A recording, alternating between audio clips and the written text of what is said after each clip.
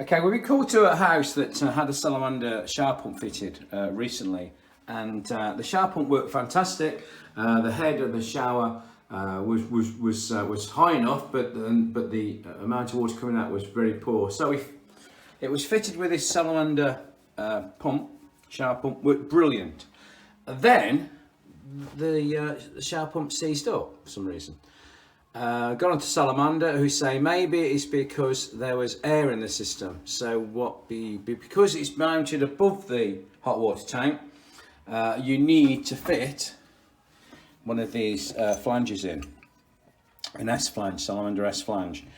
Stops the air rising through into the shower pump pipework. So we're going to fit this. So the tricky bit is this has been on for 40 years. This original flange has been on 40 years. So we're going to try and free that off. We've just freed the cold water supply to the tank off. That valve there was completely seized, so that's a good start.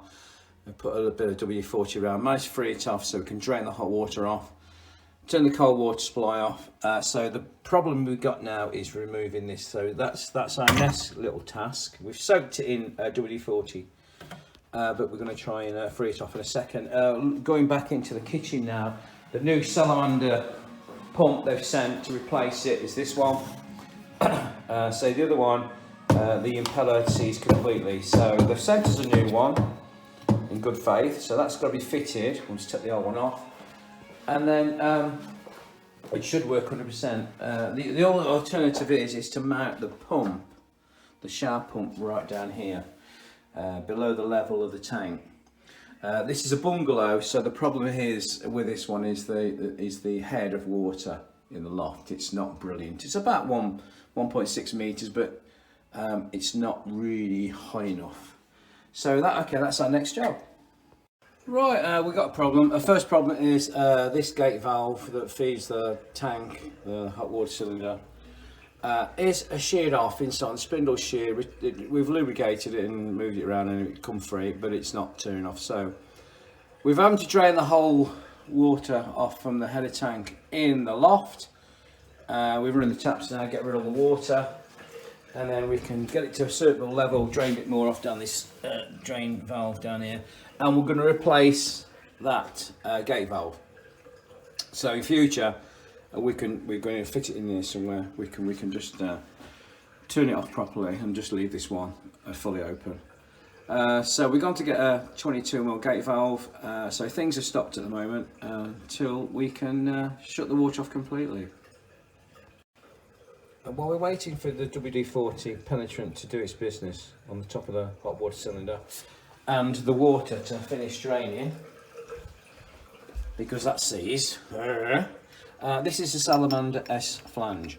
This fits in the top there, and it's got its dedicated output for the shower pump, and this top part is just the hot water vent and the feed to the hot water taps. Because this section here goes below the water level, any air that's in the hot cylinder tank that's at the top end will rise normally straight through the center and out through the top, but will not be picked up by this section here that then flows straight to the shower pump. So there's no way any air, or very little air, can go out this section here, outlet straight into the pump and cause any damage. So that's how it works, really. And you need one of these if the pump is above the level of your hot water cylinder. Okay, so there we go. We're going to fit that in a minute. All be well. Water off, and we've released the top knot on this one. But can we move this bloody flange thing? It's so tight. Banged it. Put WD-40 down. We might have to resort to heating it up. We've got to get a big spanner and get an accurate fit, or maybe get a big socket, put a big socket on. But at the moment, it is seized solid, and that's spoiling the job so far. But onwards and upwards. This top flange then was a real bugger to unscrew, but we've got some of these big spanners that we found off the Flying Scotsman. and they're about 40 mil. So, and a good tug, and off it comes. Look at that, amazing. So we've undone it. So that's the biggest problem, I think, now out of the way. There we go. We'll just remove this now.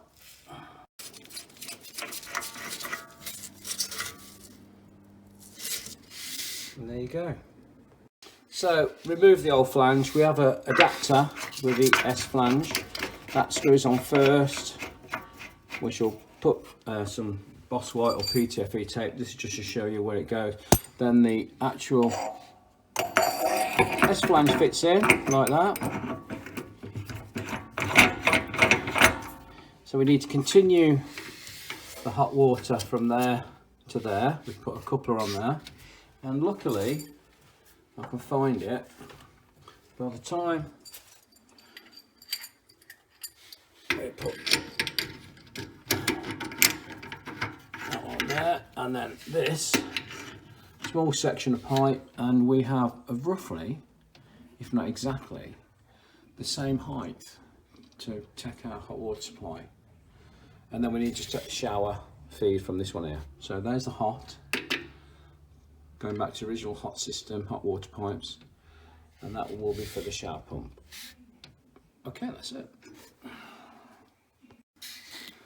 Because the old threads are covered in an old Boss White compound, we need to get it off with this little wire brush, make it nice and clean, so when we do apply our own sealer, the tank won't leak. So just give it a really good clean. Once you've got plenty of PTFE tape or Boss White around that fit in the flange, then you drop those little washers on, fibre washer, and then fit the adapter over there. Nice and tight. You will not have any leaks there.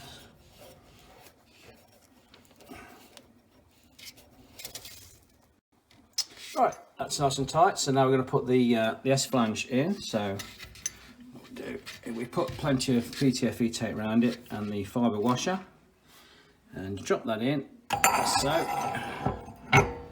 and then tighten it up like that. Nice and tight, but obviously not over tight, because there's not a lot of pressure there really, so we don't want to over tighten it just in case it comes off again. And hopefully that this outlet for the shower pump will line up almost where we want it to. It don't, so we might have to, we could do with that being over here somewhere, but never mind, we can do it. So the flange is fitted. That's the outlet to the shower pump, which we could do in a minute, and this is the outlet now to the hot water. We've made a new coupler up, a bit of pipe, and joins to there. I just want soldering, that drops in there, and it's so that's that side of it done.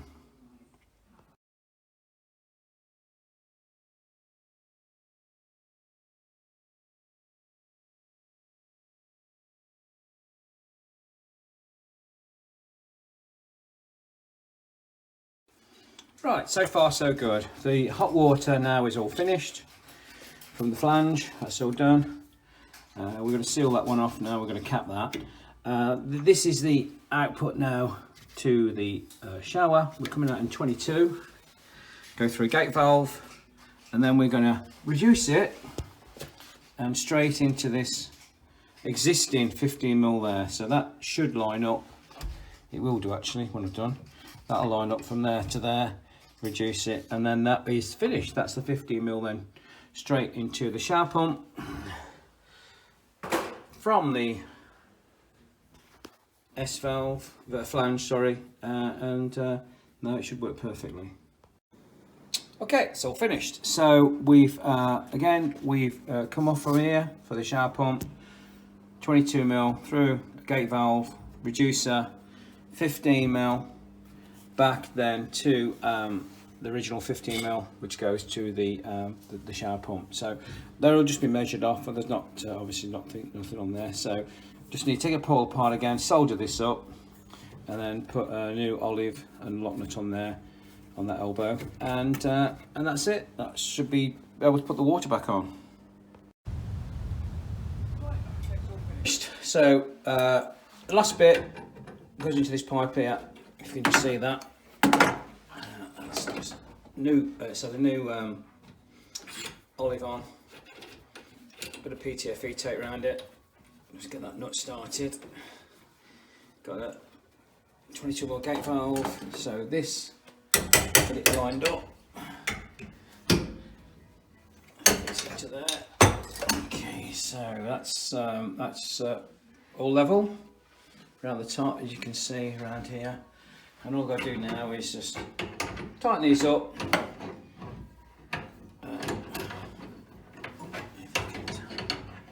And this is the last part now. It doesn't have to be too tight. Just nick them up. It's not really high pressure, although it's a pressure pump, it's not high pressure. So this last one is on the 22mm. The 22mm gate valve. Nick that up, nick the bottom up, and then the flange. One. Okay, I think that should do. Okay, right. So again, to recap, the Salamander flange straight out there, comes out through the gate valve to the shower pump inlet. This is the hot inlet.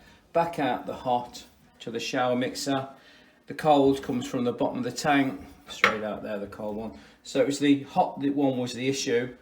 Where you're getting air bubbles in, and they were transferring to the pump, and the pump was maybe running dry for a few minutes, which damages them. So we've changed the whole lot now, and it's all finished, and it's ready to go.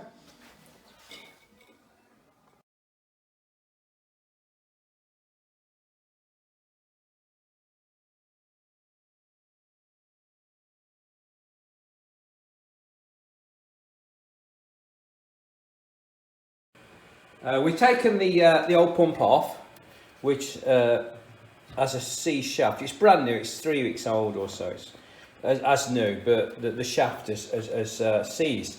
There's the new one they've sent us, which is obviously a brand spanking new again, with new feet and new seals, which is great.